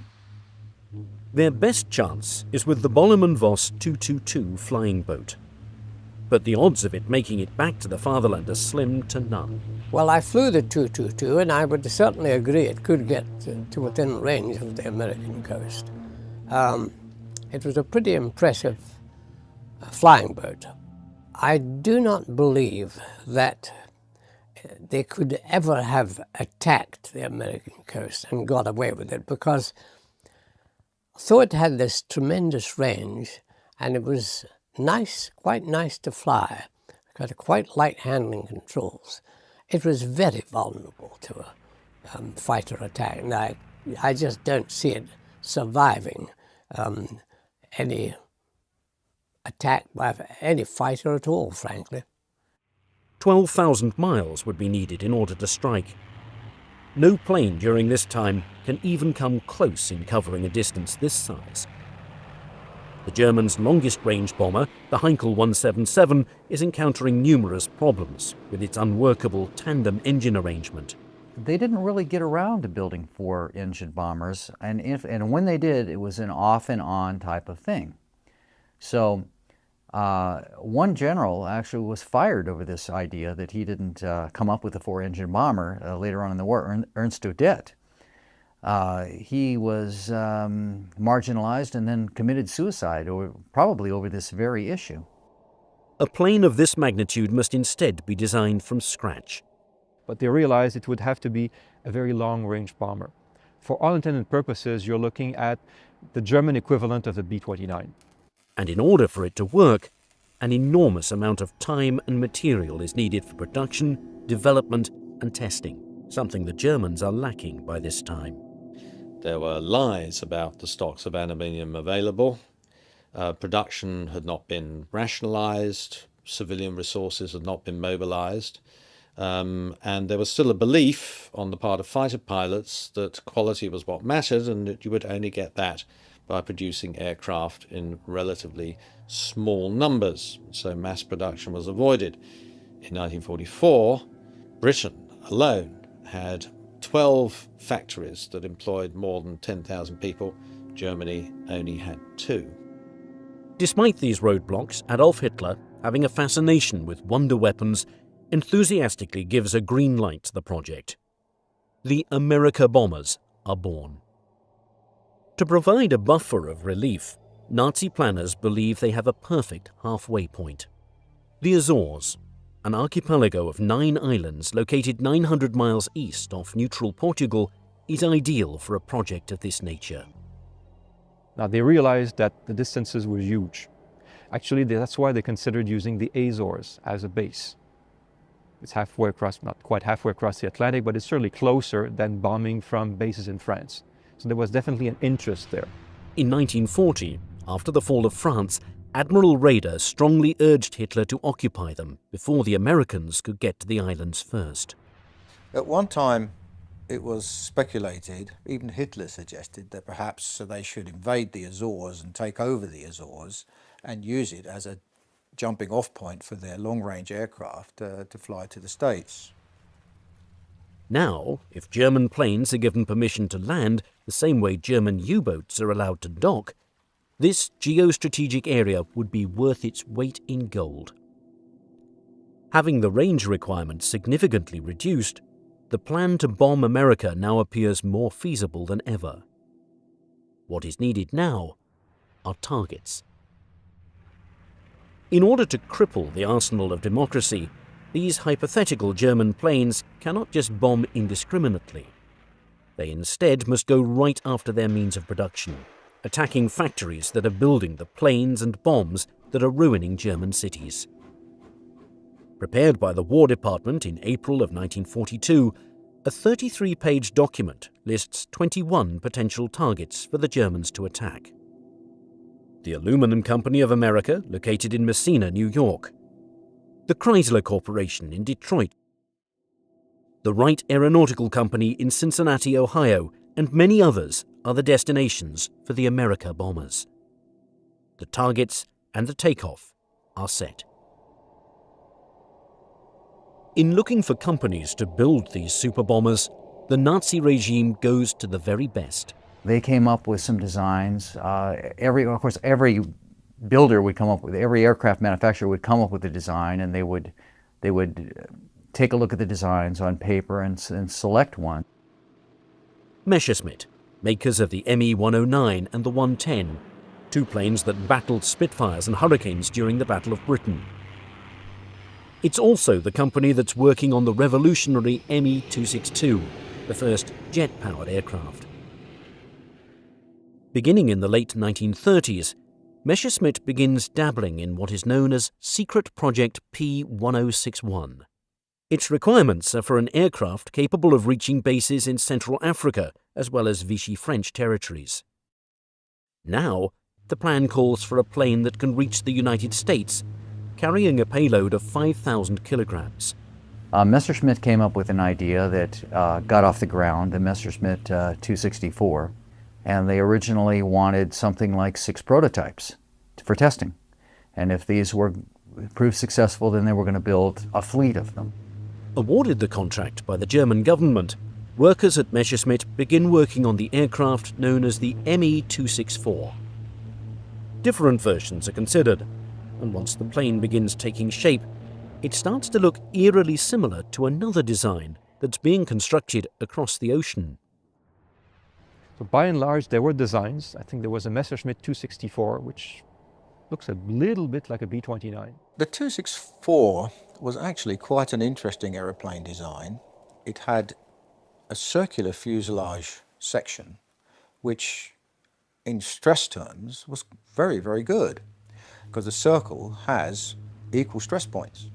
It was built over a long period of time, and it didn't actually fly until 1942.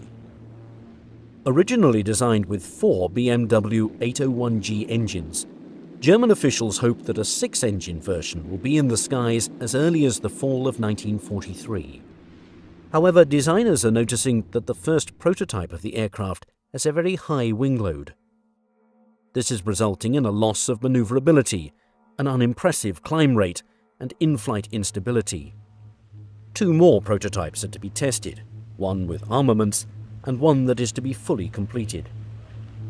However, with the aircraft being years away from flying, alternative designs and designers are sought out.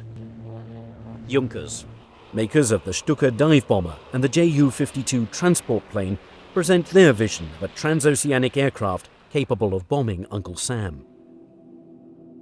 The company is highly favoured amongst top Luftwaffe officials when it's taken over by the government in 1935, following the death of its founder, Hugo Junkers.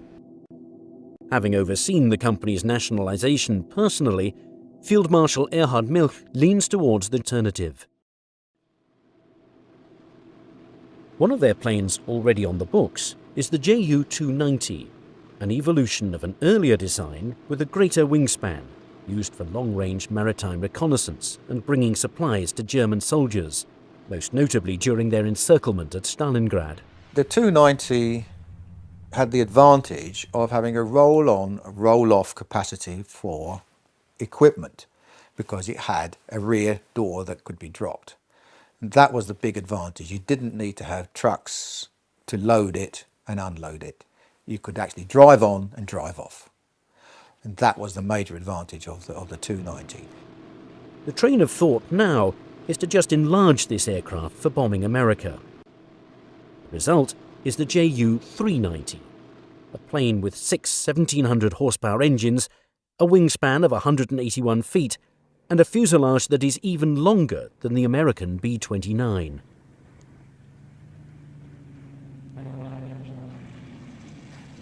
Junkers were actually adapting their Ju-290 aircraft into the Ju-390, which was actually a 6-engined aircraft.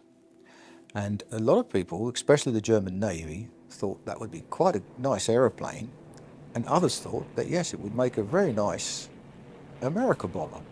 The Ju-390 was a similar situation. There were 2 built that we know of.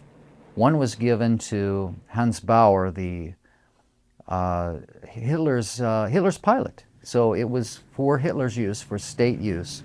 So Hitler had a 390. Built at the Junkers factory in Dessau, the first prototype is able to make its maiden flight in August of 1943. They had high hopes for this bomber, and between this and the Messerschmitt 264, it looks like that much time, or if not in total time, these were controlled by the SS. Despite its early success, the Nazi hierarchy still wants an insurance policy.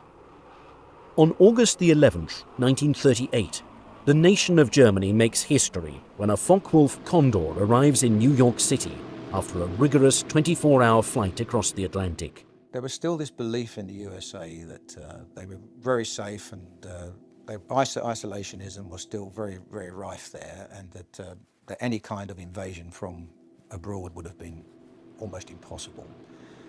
However, in 1938 an event occurred which changed all that. This was that on the 10th of August 1938, a Focke-Wulf 200 took off from Berlin-Staaken and flew right across the Atlantic and landed at Floyd Bennett Field in New York after a 24-hour, 59-minute flight, non-stop. This put the wind up senior military people who suddenly realised that they weren't quite as safe as they thought. Having proved itself capable of flying long distances, the aircraft goes to work during the war, providing reconnaissance for U-boat operations. The Focke-Wulf 200, it was of course the civil Condor at one stage, and then it was militarized to become the Courier. And in fact, as the Courier, it was very successful as a reconnaissance aircraft over the Atlantic. It was very heavily armed, and it had a wide range, and where it did the damage was it could operate beyond fighter range from England or from Britain. Now, the plan is to evolve the Condor the same way that the 290 is being evolved. The result is the TA-400, consisting of 6 BMW 1700 horsepower engines. Just to keep this monster up in the air, an unprecedented 32 fuel tanks, capable of carrying 7,000 gallons of gasoline, are put on board the aircraft. Possessing a pressurized cockpit, 2 remote-controlled turrets, 20mm cannons, and a payload of 22,000 pounds. The third of the America bombers appears to be the deadliest. As Germany struggles to find a way to attack the United States, many options are looked at. Submarines, space rockets, and espionage are appealing, but the most realistic strategy by 1942 is a long-range bomber. 3 companies, Messerschmitt, Junkers, and Focke-Wulf, all bring their designs to the table and begin working on planes that can render a decisive blow against America. Russia did not actually capitulate. And in the winter of 1941, it actually launched a counterattack in front of Moscow. And there began a phase of the war which was to last more or less till its end. It was a war of attrition, a war eventually to be on 2 fronts, precisely the war the Germans always knew they couldn't win. By 1944, the tide has turned in favour of the Allies. Beginning in 1943, the American Air Force and the RAF, the British Air Force, were mounting 1,000-plane raids against Germany. By 1944, these raids were creating havoc in Germany. 3 raids against the city of Hamburg resulted in something like 50,000 German dead. The cities in Germany were being destroyed, leveled at the rate of something like 2 a month. While the principles of war remained unchanged, the use of new weapons revised the concept of war. This time, Germany was faced with a weapon that leaped over battle lines and frontiers and smashed at the ultimate enemy, the German worker, who equipped and fed the German soldier. This time, the enemy nation was physically destroyed before its defending army was defeated. But as the Allies came to rely increasingly on a strategy of strategic air power as a way of bringing Germany low, the need became pressing for some sort of escort fighter, and of course that need was met in the P-51. The P-38 was available at first, then the P-47. Neither had the range to be able to escort the bombers all the way from England to Germany and back.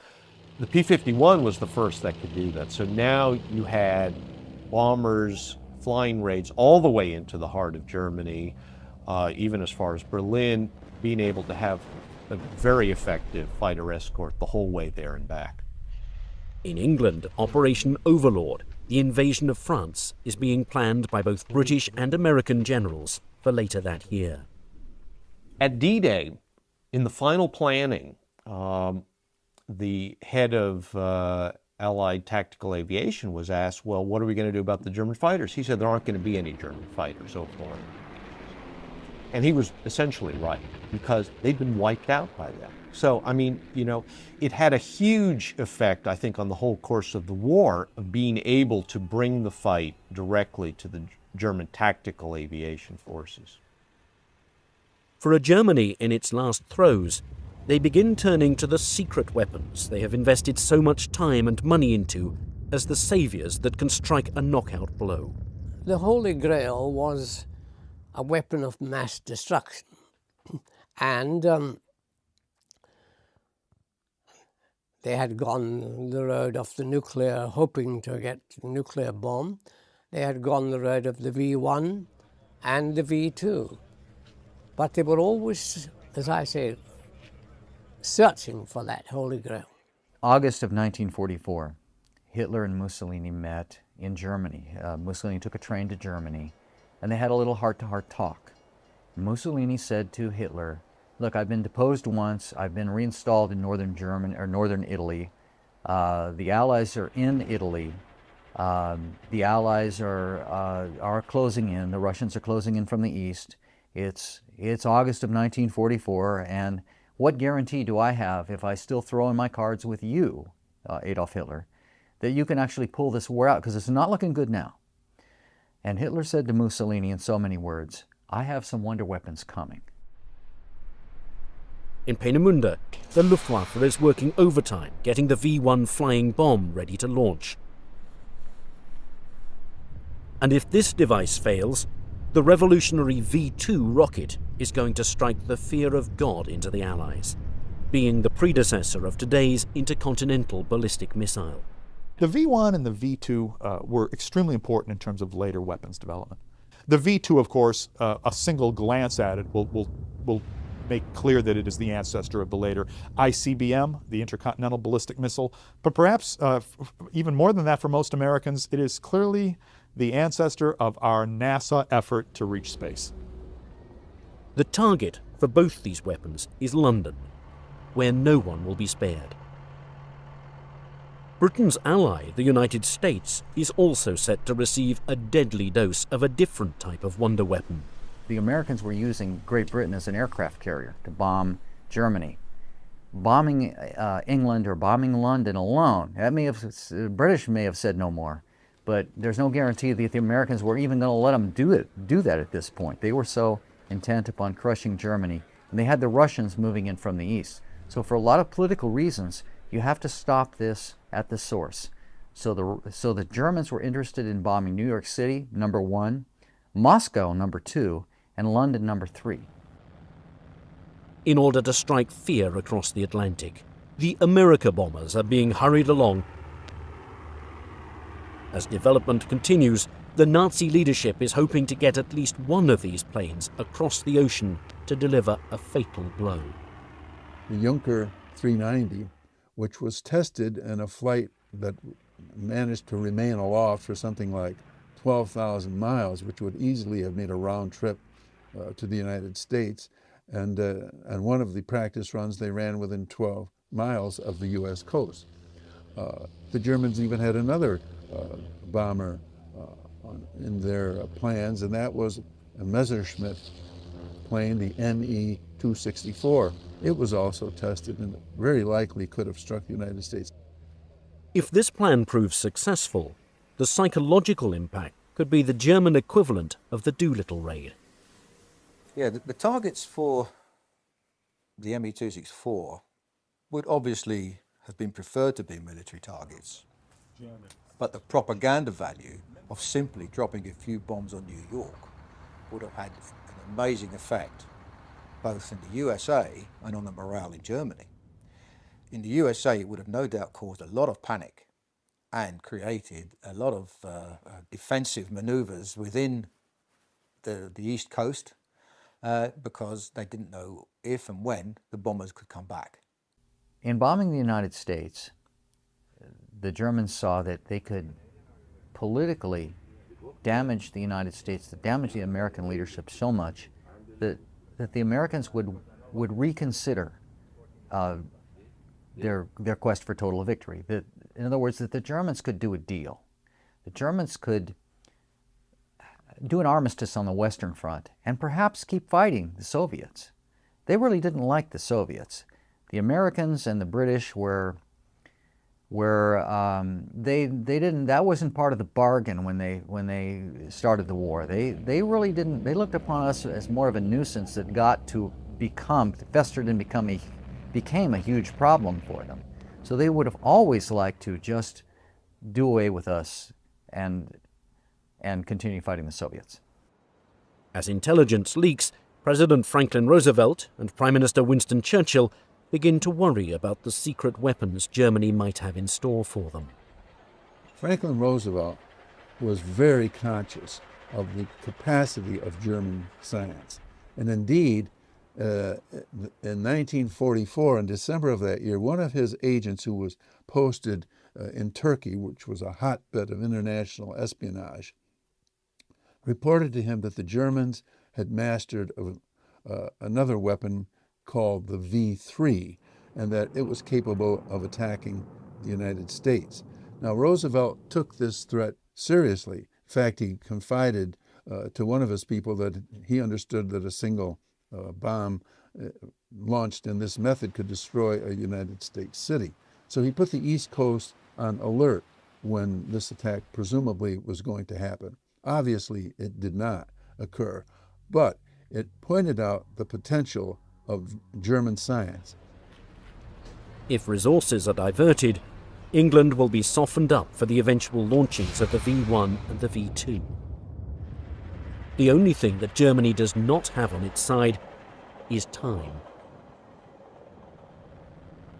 By 1944, as the America bombers are being developed, Germany remains in a weakened state.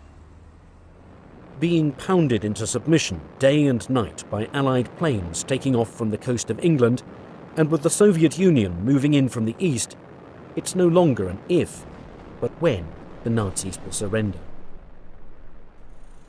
Their factories cannot continue unless a dramatic reversal of fortune occurs.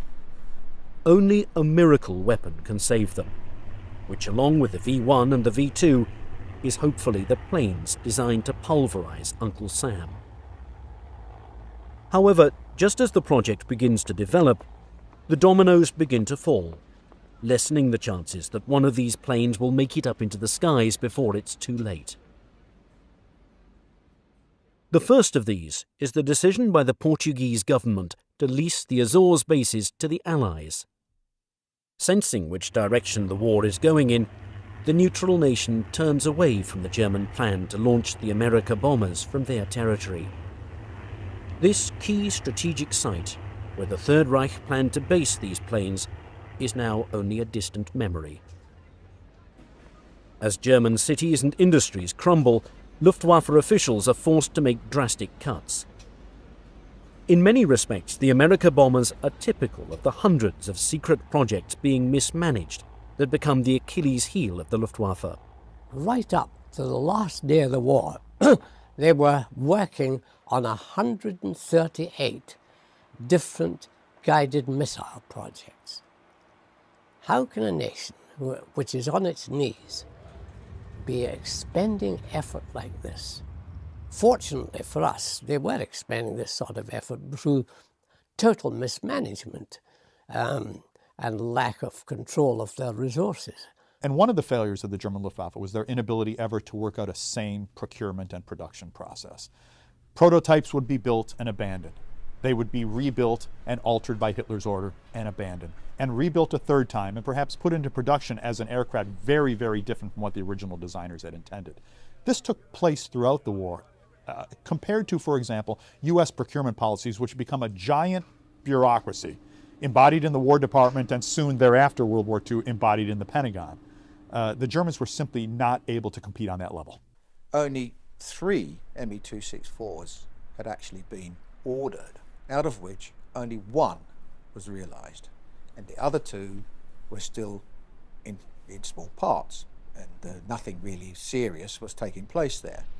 And then out the blue, the RLM, the German Air Ministry, asked if they could produce 30 Me-264s. But then everybody realized that where would they build them, how would they build them, and from what would they build them? It was really, the boat had been missed on any of that. The resources, the time, the crews, the ground support equipment, the bases, because you can't base aircraft of that size on a grass field. You need all the infrastructure. You have to get the bombs to the base. You have to get the fuel to the base, and not just once. You have to get the fuel coming back constantly, day after day after day. It's a huge infrastructure that the Americans, the British had to put up in Great Britain.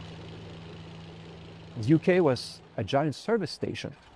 It's hundreds, thousands of aircraft had to be refueled constantly. That infrastructure did not exist in occupied Europe for a large bomber force. Because sending 2 aircraft every week, what's the point? With resources strained, planes still in their design stage are now in the crosshairs. One aircraft that's on the chopping block is Focke-Wulf's TA-400. After assessing its design and noticing it requires more labour and materials than the Me-264, the decision to cancel it is made in late 1943. They investigated and then realised that to actually build it and make it fly would take so many years that it was just impractical to even consider the project as being feasible. Even as the prototype of the Ju-390 proves to be feasible, by mid-1944, all orders of that plane and the 290 are cancelled. Again, it would have taken a vast amount of space and material and everything to build. And it really, the performance of the 390 didn't come up to what was expected. So that idea didn't go any further, although the German Navy quite liked the aeroplane. Now, the only hope is with Messerschmitt. One was destroyed on the ground. The program was canceled, as all German programs were. It's a start-stop attitude. So it may have been started and stopped several times. Because of the changing situation of the war, and people had lots of ideas for strategic bombing. One day they were for it, the next day they were against it, and specifications were sort of being issued left, right and centre. Messerschmitt actually did produce a large number of projected modifications to his 264, but none of them ever came to any fruition. I mean, there were ideas to attach huge fuel tanks to the airplanes, which could be 600-gallon fuel tanks carried externally. Also, a 6-engine version was proposed. But all this was real pie-in-the-sky stuff, because none of it could really be achieved at that time of the war. Things were really starting to go bad for Germany, and a lot of this stuff was just panic measures, trying to sort of clutch things out of the air, which really were just not possible. With the continued bombardment causing a severe strain on the country's resources, Erhard Milch decides to stall production of the 264 and instead focus on the 262. The priority now is defence, and the hope is that this jet fighter bomber can shoot down the flying fortresses that have been pounding them into submission. That same year, several Allied bombing raids on the Messerschmitt factories damage all of the 264s beyond repair. By October of that year, the aircraft is cancelled indefinitely. All of these factors combined spell doom for the America bombers. This is a solemn but glorious hour. I wish that Franklin D. Roosevelt had lived to see this day. General Eisenhower informs me that the forces of Germany have surrendered to the United Nations. The flags of freedom fly all over Europe. In the more than 60 years since the Nazi regime was destroyed, many questions surrounding the America bombers program remain unsolved. When we interrogated William Messerschmitt, he pooh-poohed it as if, I really had nothing to do with it. I think they realized they were going down a blind alley with that, really. For a project cloaked in secrecy, rampant rumors begin spreading in the decades following VE Day. One such rumor is the assertion that the Ju-390 successfully made a reconnaissance flight of approximately 12,000 miles from occupied France to New York Harbor. The fact that a Junkers Ju-390 came within 12 miles of New York is something that's said by many sources. It's not just one source. This isn't a wild and crazy guy saying this. This is something that is said and repeated, and I believe to be true. A hypothetical question asked is, what impact would these planes have had if they were successful in carrying out bombing raids on American cities? But I would say that even if the Germans could have put 2 or 3 aircraft together that could somehow make that perilous flight across the Atlantic and lob a couple of bombs into lower Manhattan, I think the political impact would have been tremendous. At the very least, President Roosevelt would have been forced to redeploy anti-aircraft assets from Britain, where they were protecting Britain against German air attack, to the continental United States. And that might have had some appreciable impact on the future course of operations in Western Europe. If the United States had actually suffered on its shores serious damage from German rocketry or from other trans-oceanic bombers such as they intended, the probably impact on the war would be that it would have been extended. Given the great industrial, innovative powers of the United States as demonstrated in that war by our production, the development of an atom bomb, no doubt we would have struck back, but it certainly would have extended the war to have the destruction brought to our shores. I wouldn't say a waste of resources, but to a large extent, the hopes of actually curtailing, even annoying the Americans was very small.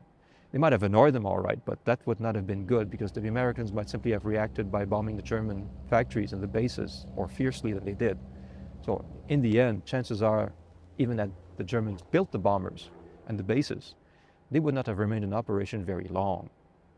They may not even have been completed before they got pulverized. Would they have been able to crack the well-oiled American war machine by 1945? Would they have been able to weaken civilian morale? When you look at the effect of the German bombing of England during the Blitz, it's pretty clear it strengthened British resolve.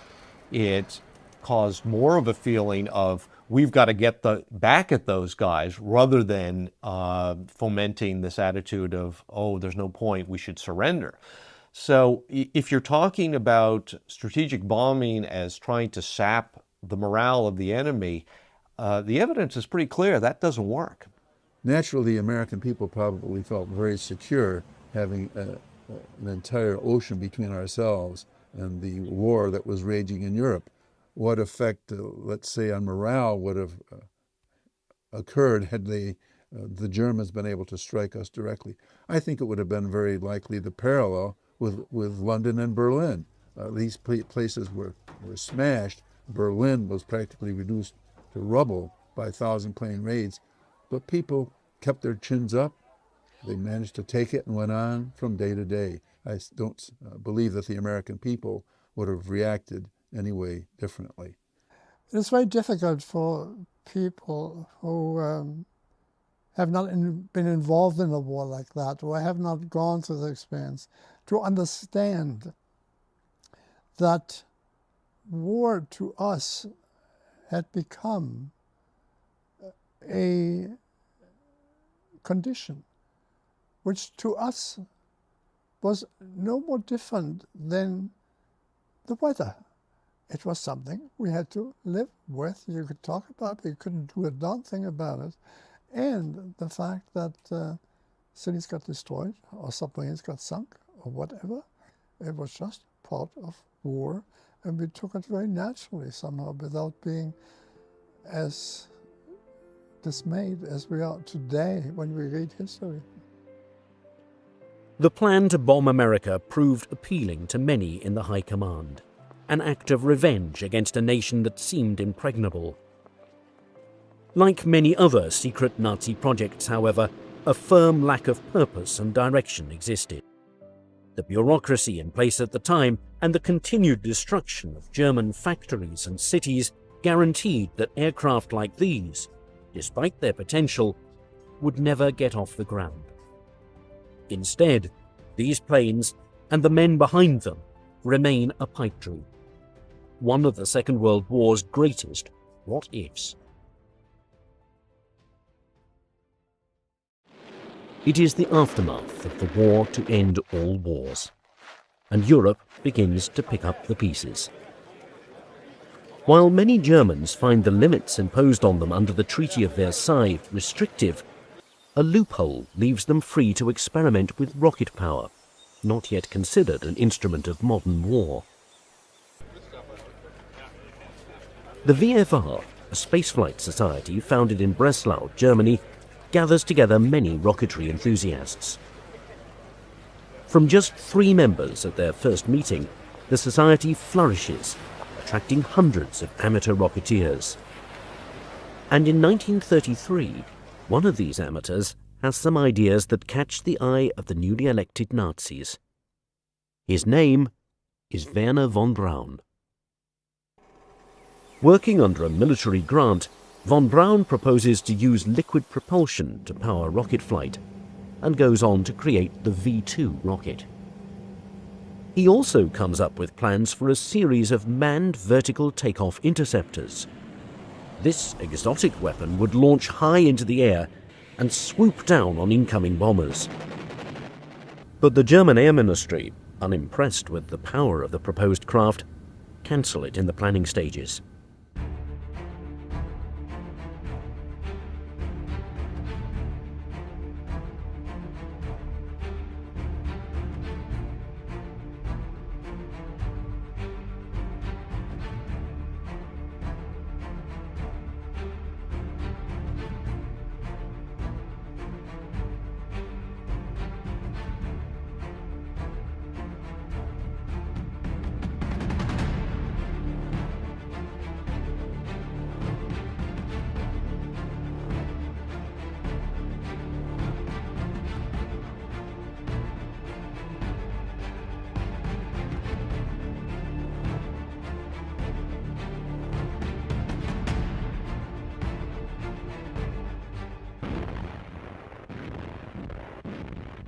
(1941).